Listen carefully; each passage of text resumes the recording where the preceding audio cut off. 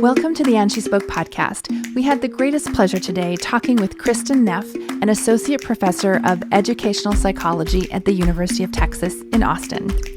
Kristin pioneered the field of self-compassion research, conducting the first empirical studies on the construct almost 20 years ago. She wrote her first book about 10 years ago called SelfCompassion, and because the research in this area has literally exploded, she wrote her second book called Fierce Self-Compassion, which is going to be released June of 2021. This book delves into this tricky balance of self-acceptance and the power to make needed change. We had a great time with Kristin. We talked about why she needed to add fierce in front of the title, Self-Compassion, her relationship with anger. We talked about social justice and also how to prevent burnout. Enjoy our conversation with the amazing Kristin Neff. Okay, well, welcome, Kristin, to the podcast. We're thrilled to have you. Oh, thank you so much for having me. I'm really happy to be here. So, Kristin, you wrote a new book recently. Is it actually out yet? Maybe I should clarify that. It's out June 15th. Okay, it's about to come out. Yeah. We're so lucky. Yeah, it was great. I really enjoyed it. I really, really loved it. I have a question, though. 10 years ago, you wrote your first book? Yes. Or a book about self-compassion. So Yes. Why the need to write the second book? Right. Well, so first of all, there's a lot more research now. It's 3,500 studies now as compared to, maybe a few hundred when I wrote the first book. So that's part of it. We know a lot more about self-compassion. But also what I started noticing as I taught self-compassion over the years was that people confuse self-compassion with weakness. In other words, they only thought of self-compassion in terms of its kind of accepting, nurturing side, which, by the way, even that side is not a weakness. It's very important that we can accept ourselves and be nurturing and soft and gentle. But self-compassion also has a really powerful side. And that's what the research was showing. Self-compassion is what helps soldiers not develop PTSD after experiencing combat, right? So in other words, this supportive, kind stance to ourselves often leads to bravery and courage and strength. And then the other thing I noticed is that we started finding out in the research that there was gender differences in self-compassion. You might think that women are more self-compassionate than men because compassion is part of the female gender role. But what we found actually was that women were less self-compassionate than men. And that's because women are socialized to be self-sacrificing, to be giving. Right. In other words, women are more compassionate than men in terms of compassion to others, but less to themselves because they don't feel entitled to get their needs met. And I started realizing that what was happening is gender role socialization actually creates an imbalance in these fierce and tender sides of self-compassion that I like to call them, in a way that was really harmful for women because it means we weren't meeting our own needs. We're always saying yes to others. That was draining us. And then if you look at the MeToo movement, for instance, or the fight for gender equality, we need that fierce energy to be able to speak up and say no and demand justice. And so really it was a book that needed to be written, and I was so happy to be able to write it. It really also kind of follows my own personal journey as well, which I think is not unusual. I think my journey as a woman is reflected in millions of women around the globe. Somewhere, I can't remember where I read it, what part of your book, but it was ultimately, the book is called Fierce Self-Compassion, but ultimately it's really about reclaiming our power. Yes. And I love that is not what you instantly think about when you read the title, like self-compassion and power don't go together for me. Yeah, that's right. And that's the misconception. And again, that's the misconception that's really shown by the research. Self-compassion is powerful. For instance, it's a much more effective motivator than shame or self-criticism. People think that being harsh with themselves is really going to give them the power that spur them on to reach their goals. Actually, what it does is it gives you performance anxiety. It causes you to lose faith in yourself, right? Or it causes you to be afraid of taking risks, or it prevents you from learning from your failures because you're so busy thinking about what a horrible failure you are that you actually don't have the mental space left over to say, wow, what can I learn from this? And so what the research very clearly shows is that people who are more self-compassionate, when they fail, they don't take it personally. Everyone fails. It's part of being human. Whoever said it wasn't supposed to fail, this is how we learn and grow. And so it's a much more productive way to deal with failure, and therefore is more motivating in the long run. So really, sometimes I like to joke, not only is it powerful, self-compassion is a superpower. Right? I mean, the research is just phenomenal. It allows us to cope. It brings us well-being. It allows us to be motivated. It increases our physical health. It's linked to better body image, less psychopathology like depression, anxiety, and stress. So we have this superpower, and it's in our back pocket, right? In the sense that we already have this tool. It's not like something that's foreign. We already know how to be kind and supportive to others. Right? But we don't realize we can also use this power with ourselves. And once we do, it just makes a radical difference in our ability to be happy and our ability to achieve our goals and really just lead a more fulfilling life. Mm-hmm. Kristin, a minute ago, you alluded to the fact that your body of work is really rooted in your own lived experience. And I'd love for you to share a little bit about that journey with our listeners. Yeah. So, really. So both sides, both the fierce and the tender sides.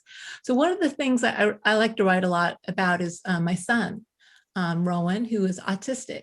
And that for me was, I think, a real defining feature of my life. I mean, I love my son to death, but to be honest, when I had a child, I wasn't assuming I would have a special needs child. I'm sure there are many of your listeners in the same boat. And luckily, thank God, I'd been practicing self-compassion for many years before I had my son. And I was just able to see how self-compassion gave me the strength to cope with my son. And not only just to cope, to actually learn how to embrace who he was, to form a positive relationship, and to help me deal with some of the difficult feelings and the stresses of being an autism parent, which ultimately helped him, and now you should see him. He's like 19 years old. He's driving. He's doing great. We have an amazing relationship. And so that experience helped me see really both the tender and the strong sides of compassion. So it helped me, for instance, to draw boundaries. I mean, some autism parents, they give their life away to raising their son. Now, don't get me wrong. I've devoted my life to my son. He's my number one priority. But I've always made sure that as I care for him, I also have time for myself. I also have time for my career, that I find some balance. In other words, what I've learned with my son is the more I meet my own needs, the more resources I actually have available to meet his needs. So that's one thing that happened. And then in terms of a personal story that really was the impetus for this book, you might say I kind of had some experience with the MeToo movement. Luckily, it wasn't me personally, but someone I was very, very close to, and actually someone I had helped and supported, who ran an autism center.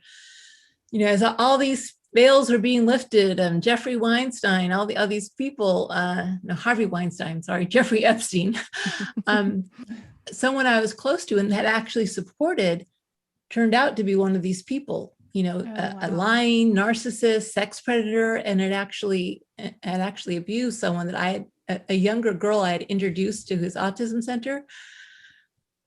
And again, like, what can I say? Thank God for my self-compassion practice. And so my experience, not only with myself, but also all the women at the center who had been involved, really just showed me that, the Me Too movement is a self-compassion movement, right? It's women saying, hey, we're going to protect ourselves. This is not okay. For years and years, women just kind of had to accept it. Well, I don't want to say anything, I don't want to harm people. I don't want to speak up, and maybe it'll just kind of go away, or I have no choice, or that's just the way men are, right? And I think women, and again, it's not just me, it's women around the globe are waking up and saying, no, it's not okay. We're going to stand up and we're going to speak up and we're going to do something about this and stop the harm. And so as I went through that experience with myself, I just really realized, again, this is fierce self-compassion. But I noticed that some of the women who were involved in the situation, they had a hard time getting angry. It had been so socialized out of them. Other women were fine with it, but some women, again, their first thought was, again, well, maybe I'll harm people, or I don't want to get anyone in trouble, or, it's like they couldn't access their anger. And so I was working with my own anger, because believe me, I had a lot of it. I was enraged. So I was working with my own anger. You might say I had to work the other side of it, like how to infuse my own anger with tenderness, so that my anger was effective and was harnessed toward preventing harm, as opposed to just causing harm by just, exploding at people. And other people, maybe they had the tender side there, but they couldn't access their anger, and that's not effective either. And I really saw in this real life situation how all of us, as we kind of, owned our tender side, we didn't want to harm anyone. We didn't want to ruin anyone's life. We didn't want to hate anyone. And we also needed the tenderness to hold our own pain. We'd all been duped and harmed. That this fierce energy, I like to call it mama bear energy. And women know what mama bear is, right? I don't know if you two have children, but if anyone, tries to harm your kids, you watch out. This incredible fierceness that women, men also have it, but I think women have a special access to this mama bear energy, and we use it for others. Yeah. But we can use it for ourselves as well. And so that was really the most immediate impetus for me writing this book, especially for women. So it all really just came together. The whole gender role stereotype fascinates me. And this, you kind of have to untangle this constant self-criticism or self-judgment that we put ourselves, that we need to be, whether you have an autistic child or not, you need to be a good mom, and you need to be a good friend and a good partner and a good business owner, for in the case of many of our audience. Yeah. And then if you're not, in your own eyes, you're just like this, there's this self-flagellation that is just awful. So I love the power and the fierce side of describing self-compassion in the way that you have. I think it's a very powerful concept. Yeah, thank you. And also what it gives us is our validation, our sense of worth is so dependent on other people liking us. Mm-hmm. Right. Yeah. And again, it doesn't mean that we become selfish and narcissistic and we just say, screw you, you're not going to do what I want. It doesn't work that way. Right. So the more compassion can flow inward, actually, the more it can also flow outward. But what happens, and by the way, women are socialized to do this. If you look at all the gender role literature, women are valued. They're liked more when they say yes, when they're agreeable, when they meet other people's needs. They aren't liked as much when they say, no, I'm sorry, I can't help you. I need to meet my own needs. And so in some ways, it's kind of a political act, because women have to say, what's more important, that other people like me or that I like myself, right? Because other people's approval, it comes and goes. We can't control it. And also, I hate to say it, but it really, who does it benefit, the fact that women are socialized to be so self-sacrificing? It also helps maintain hierarchy and power inequality. And but again, but it's not to say that therefore we're all going to become angry and just, again, that we stop caring for others. It's all about balance. Really, the key is balance. I like to call it caring force, right? It's forceful, it's powerful, but we harness the force and the power for love, for good, for protection, for well-being. And when we do that and we don't forget that, then it's not going to be damaging or destructive. Mm-hmm. One of the concepts that you tease out in your book is this idea of authenticity and the role that plays in self-compassion. And I'm wondering if you can share a little bit about that. Yes, well, absolutely. Again, it's a little bit related to what I was just talking about. And I actually used to do research with a woman named Susan Harder, where that's what we looked at.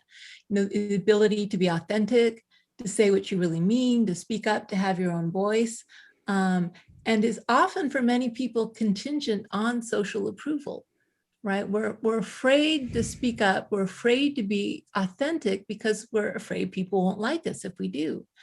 And by the way, this is the kicker. We have to acknowledge that it's kind of true. Some people may not like you as much if you're authentic. And so what happens is you just start changing your value system, right? Again, what's true for me? What's important for me? Is this making me happy?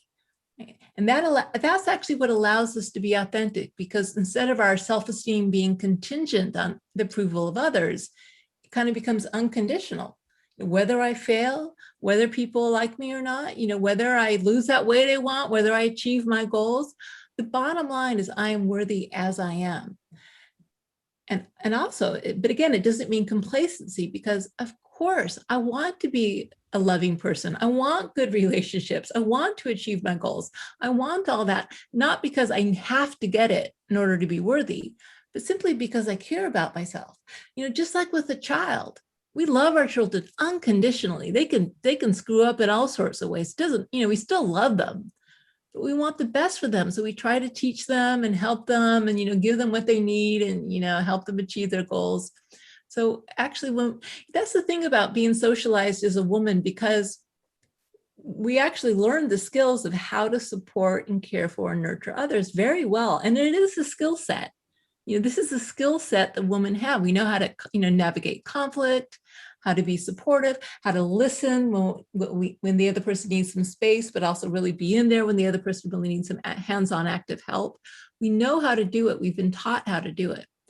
And so in a way, it's almost easier for us to be self-compassionate, even though we're taught we don't deserve, we shouldn't be selfish. We have to be self-giving to others. Once we get over that little hump, that lie really, then we have this tool to, oh yeah, I can do this. I know how to speak to myself in a supportive way. Of course I want to achieve my goals, just like I want my child to achieve their goals, and then so it's really a mindset shift. And then once we make that shift in mindset, everything just kind of starts unfolding much more easily. Mm-hmm. It all has to start from that awareness of like, look what I'm doing to myself. Like there needs to be separation space to like witness the voice talking to yourself, right? Which is what I call which is the mindfulness. The mindfulness, which people have heard a lot of now in common culture, that's at the core of self-compassion, actually. Unless you have that awareness, as you said, unless you're aware, how am I treating myself? What's the effect on me? Would I say this to a friend I cared about? And also validating our pain. I mean, so often we're so busy. We're just going from one task to the next, and we don't even pause to say, oh, this is really hard. I need a little TLC right now. So that awareness is key, as you say. Some of the conversations that we're having in our community, who are typically wellness entrepreneurs, who are women primarily, who have families and, are doing that so-called second shift and are also trying to run a business. And there is such a fear within them about doing everything and burning out. Yes. They often hold back and stay smaller than I think that they want to be or could be, because they're so afraid of getting sick and burning out. And I know you've got a whole section in there, but I would just love to hear your thoughts about, I think your phrase is like, it's so lopsided how we care for others and not for ourselves. So I'd love to hear your thoughts on that. Right. Yeah. So if our compassion, our energy, our work is always aimed outward, and we don't turn the lens of that support and care inward, we will burn out. Absolutely. Right. It will become drained. I like to joke, it's like there's a species of spider where the babies are born and they actually feed off the mother's carcass. Older. I mean, it can feel that way as a woman sometimes, right? We're just always giving, always doing, and we don't give to ourselves. And so, and there's a lot of talk of self-care, and self-care absolutely is crucial. But we have to remember, it's not just behavioral self-care. Part of it, it's important. So we take time for ourselves, and we get the rest we need. We try to eat better. We try to exercise right. But even more important is emotional self-care. Right. So every time you beat yourself up, you criticize yourself, you're shaming yourself, you are harming yourself emotionally. Right. And especially if you start beating yourself and criticizing yourself for not getting enough done, or, not being productive enough, then you're actually adding to your stress, making it harder for yourself to get what you need to get done. And so there's a lot of research now showing that self-compassion is very good for reducing burnout, reducing stress, reducing anxiety, reducing those feelings of depletion. Because again, first of all, just simply saying, wow, I'm so stressed. This is so hard right now. What do I need? What do I need to care for myself? Just even that 5-second pause makes a huge difference. And then, again, because if you care about yourself, sometimes that means you will, instead of always saying yes to others, it gives you more strength to say, I'm sorry, I would love to help you, but I can't right now. Very important to be, yes. And the other person may like you a little bit less. They probably, they'll get over it though. But, we aren't so worried about pleasing others. It's like, I'm sorry, no, I have to say, I'm pretty good at saying no. Mm-hmm. Like that's I say, maybe for it is a skill, but part of that is because of my self-compassion practice, I'm really not so dependent on other people liking me. But again, it's always a balance. We aren't, if any of these tapes, because for women especially, the tape starts running, oh, does that mean I'm going to be mean? I'm going to be the B word? No, it's just a matter of balance, being fierce and tender, being caring toward up to yourself and others. It's both. It's not instead of. So it really helps people reduce burnout, and also just deal with the stress of, it's almost impossible to be a human being in this moment in history. Ouch. Can we kind of hold the pain of that? Yeah, it's so true. This term self-care, I kind of have a love-hate relationship, and I've slowly starting to change the definition. And to me, it was always like, take a bubble bath with candles. Yes. Like that was self-care. Yes. And over the years, I've realized it's more about how I talk to myself, how I physically take care of my body each and every day, what I say in my mind when I look at myself in the mirror, even like those kind of things. And I think now, having read your book, it's like, oh, that's self-compassion. Yes. Right. And that word works better for me than self-care, because I just think of pink and champagne and bubbles and like, and it just doesn't work. So, and also, by the way, sometimes self-care means if self-care is, what do I need right now to be happy and to alleviate my suffering, which is like really what compassion is, concerned with the alleviation of suffering. Sometimes that means you really got to get off your butt and do something different. Right. Take action. That's that's that fierce mama bear side. You really need to take action. It just depends what, sometimes you need to go left, sometimes you need to go right, but you have to be willing to ask yourself, what is it that I need? And that's self-compassion. Mm-hmm. I love that, because that's really bringing mindfulness back into it, because there are times in our lives where, to me, being self-compassionate and caring for oneself means being ambitious and taking chances and pushing harder, because you deserve the chance to see what happens if you follow through with something. And I love thinking about it that way, because I think we are socialized as women to think that self-care and self-compassion means like backing off exclusively. Yeah. And that's why, I talk about it as yin and yang sometimes. I like it because it gets away from masculine and feminine, because yin and yang are energies, they're universal energies all people have. So the yin is more the soft, receptive, yielding energy, and the yang is more the powerful, forceful, action-oriented energy. And from the position of, Chinese philosophers, ill health is defined by having an imbalance between yin and yang. And if you look at gender role socialization, it's designed to make us unhealthy. It doesn't allow men to be tender or to have their yin energy, and it doesn't allow women to be fierce or have their yang energy. And so that's why we really need to say, I'm sorry, I'm not going along with the program anymore. I'm going to balance it within myself. And then the really important thing as well is that it's not just about oneself. It seems like it. The word self is in there, but really, once you give yourself compassion, this kind of connected stance, it's less self-focused. And it also means that we need to take action to change the world.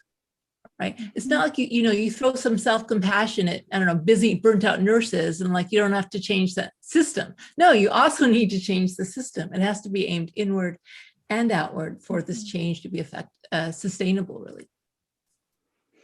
That's beautiful. I think that's such a great reminder. And there's so much black and white thinking, like I have to be this or this. And I think just to like what you're saying just reminds me of that, is like there's always like a third option there, right? Like what is that third option that you're not considering?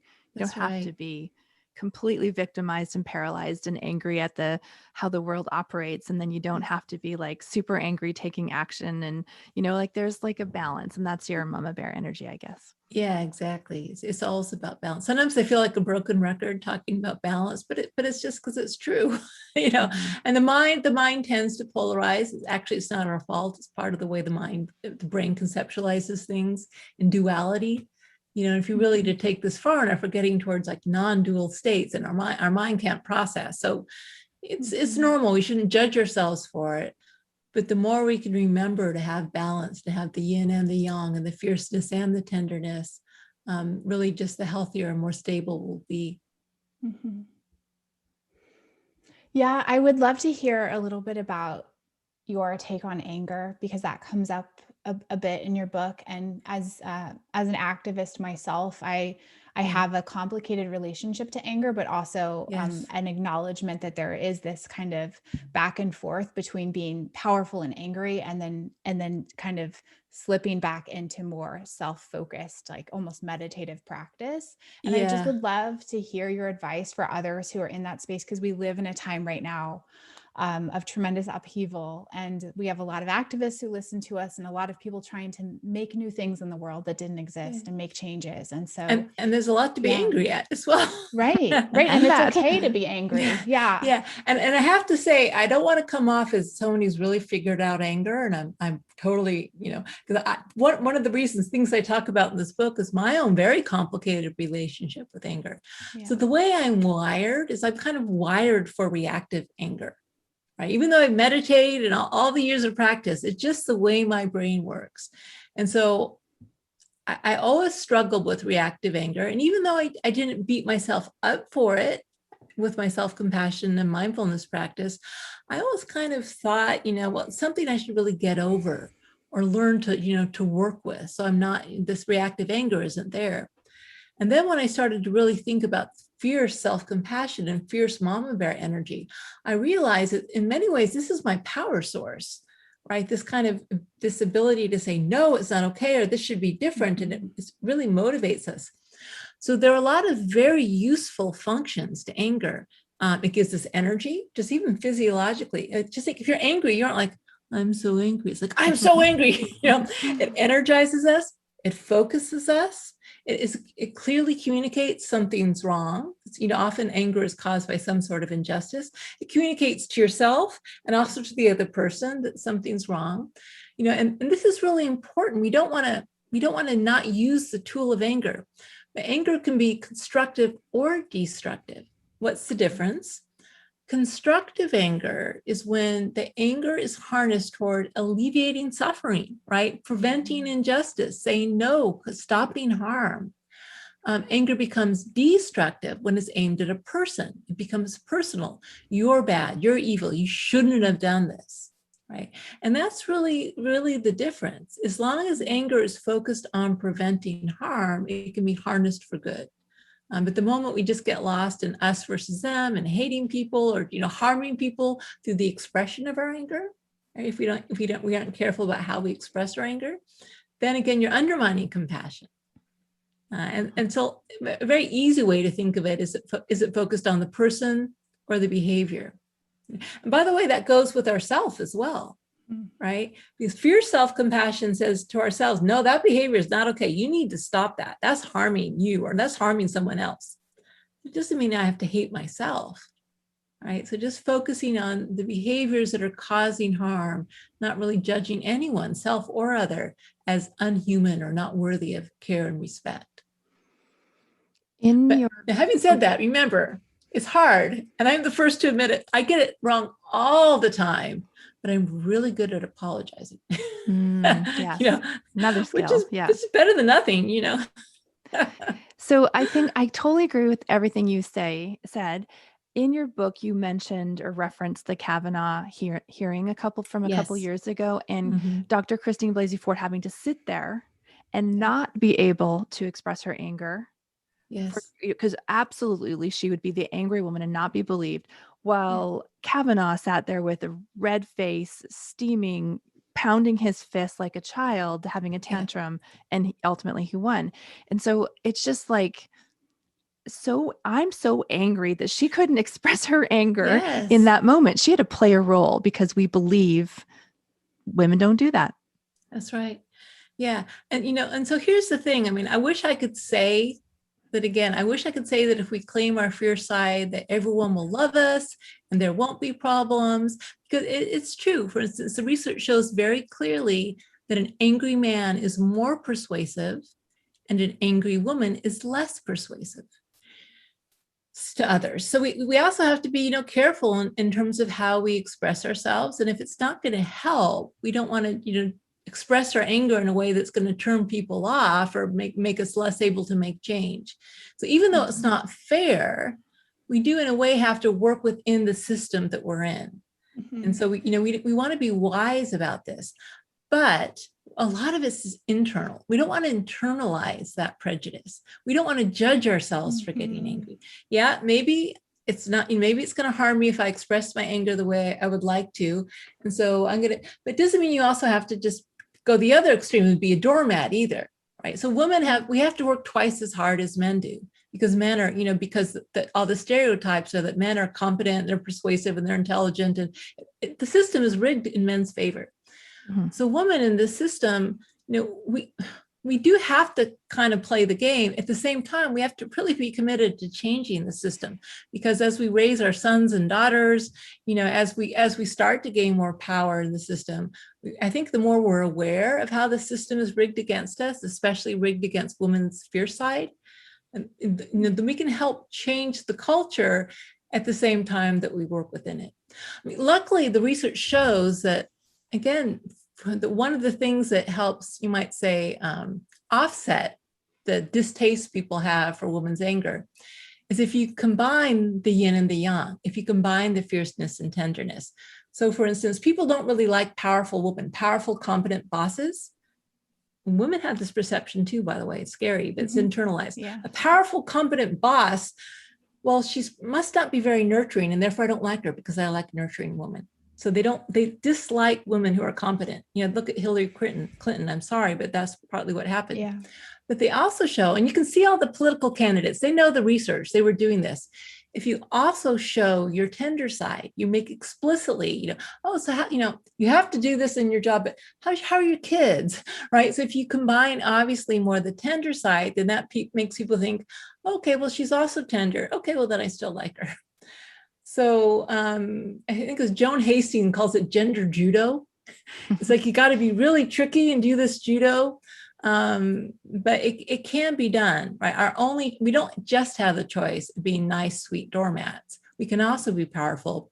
We have to pay a little more attention to outwardly expressing our tender side, our yin side, so to speak. I don't like calling it feminine because that really just does a disservice to men. But the yin side, we have to also display that, obviously. But we do have that option. But then when you're home and you're alone and you don't have to press anyone, let yourself get as pissed off as you want to be, and don't judge yourself for it, Yeah. But again, the more you can aim it at the harm, at the behavior, at the situation, as opposed to people, the better. Because if you start getting into they're evil and I hate them, then that just harms yourself in terms of your own blood pressure and your own mental health as well. So I have a really hard time with everything you're saying. I agree with you completely, but I feel like, like it makes me, I mean, there is that balance between kind of buying into the system and working strategically within it versus wanting to change it. And I think that that's a tricky place to be, right? Because obviously we all want to create change with what we're doing in our lives. And I've learned myself that sometimes, even in a leadership role, if I'm not publicly in that role, I can affect more change, which is infuriating. Yes. And there's like this tension, right? Between, do you want to make that shift, or do you actually want to just like make this immediate change right now and be more effective at your short-term goals? And I think that like any of us who are leaders as women are constantly, navigating those conversations. And it's really hard not to be angry. That you have to think about that. And like I said, I wish I had it all figured out. I would be absolutely lying if I said I did, and also every woman has her own experience and own skills. I suppose what I'm hoping to offer in this book, and I really I dedicate the book to women because I do hope it's like something I can offer. Is these are tools in our toolbox that we have that we can develop, and that, some of these tools our society has told us we shouldn't develop. And so I have practices, I have exercises, I have meditations, I have things people can do to try to develop these tools. But each woman needs to use her own wisdom in the particular situation she's in, to try it out, and also needs to be given the permission to fail miserably. Yeah. I also like to joke that, the goal of practice is simply to be a compassionate mess. In other words, we'll still get it wrong. I get it wrong all the time. I don't have it all together, far from it. Women, as we try to make these changes, we'll get it wrong. Things won't go our way. So we'll just, we get knocked down. But the thing is, do we just give up? Or do we just get back up again and keep trying and try to rebalance and try again and try something different? In other words, the goal, instead of the goal being to get it right, the goal becomes to open your heart. The goal becomes to have this open-hearted stance where we care about ourselves and others. We care about fairness. We care about justice. We care about doing good in the world. And that actually becomes our goal. And almost more, it's not that getting it right isn't important, but even more important is what's the state of our heart as we're going through this struggle. Yeah. And then that will carry us forward. And it may be in, our granddaughter's generation that things finally get sorted out. If we're still around by then, all we can do is do our best. I love it. Jenny, what are you thinking? Yeah, I mean, I agree.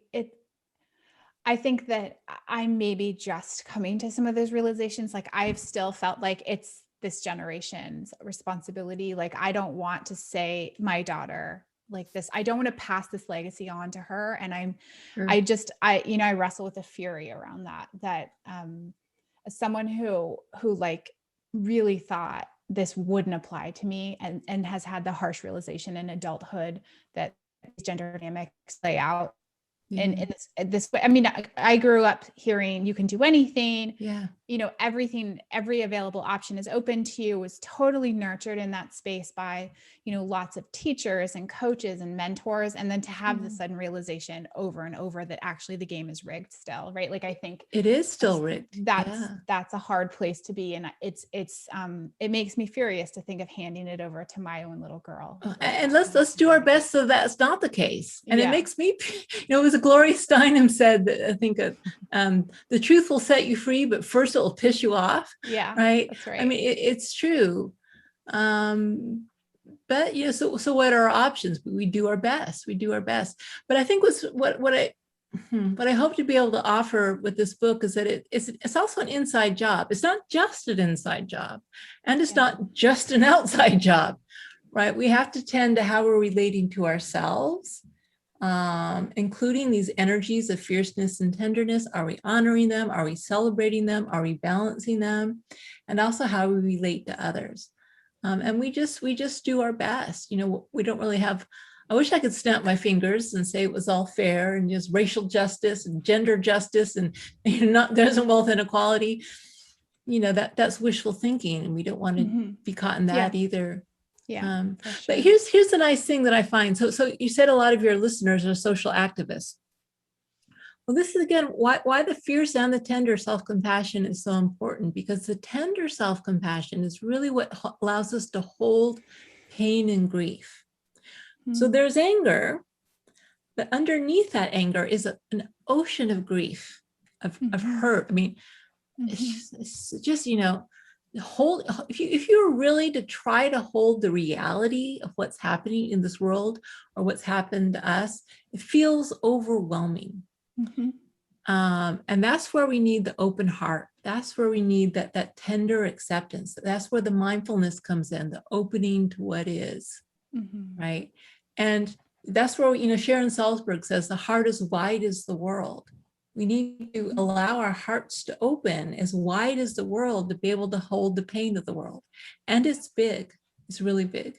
So we don't want to use the fierce energy as a cover of not opening to the pain of that. But we also don't want to be swallowed up by the pain, and so these are tools that they're just I've got a whole section of my book, the tools of self-compassion. There are tools that we can access, that we can develop, that we can strengthen, and that we can use as needed, moment by moment, if it's going to change many times throughout the day. But again, we have to ask the question, what tool do I need? If you don't ask yourself the question, how are you going to give yourself the answer? But there are tools. That's the good news. It's not hopeless. There's a lot of stuff you can do. I think that's one of the powerful things about your book is that it's definitely rooted in research and science and academia, but it's, peppered with personal stories. And it's like, here's a tool to try to help you navigate this. So it's this beautiful blend of all three things, which is rare. So I loved it. It was a great job. Thank you. All right. Should we move into Join Hustle, Jenny? Yes. So Kristin, at the end of every episode, we ask our guests to share a joy. So something that's bringing you joy in your life right now that perhaps could be shared with our listeners, and also a tool that can help them hustle and grow in their careers or business. Okay. So, well, I got to say, the joy is, I'm going to say my son, but it's not like that my son's so lovely. It's that my son is finally driving and I don't have to drive him everywhere. I have to say freedom, Yeah. It's like, he likes to go to, we have a house in Elgin and it's like 45 minutes away. And I would drive him all the time. And now he drives himself. It's like, bye-bye, drive carefully. See you later. Like so that's giving me a lot of joy, just the freedom of he's starting to, especially because he's autistic. I don't know if he would ever drive. The fact that he's driving and driving well is just bringing me a lot of joy. That's a really lovely thing. And I also just got my second vaccination, so I'm going to slip 2 in here because there's good news. My son's driving and I just got my second vaccination, so that's great. Okay, and then a tool. Okay, so a tool, and actually, I can't lead you through the entire tool probably because of time, but there's a practice we developed called the SelfCompassion break, which research shows is really effective. It's kind of like hitting the reset button on your computer.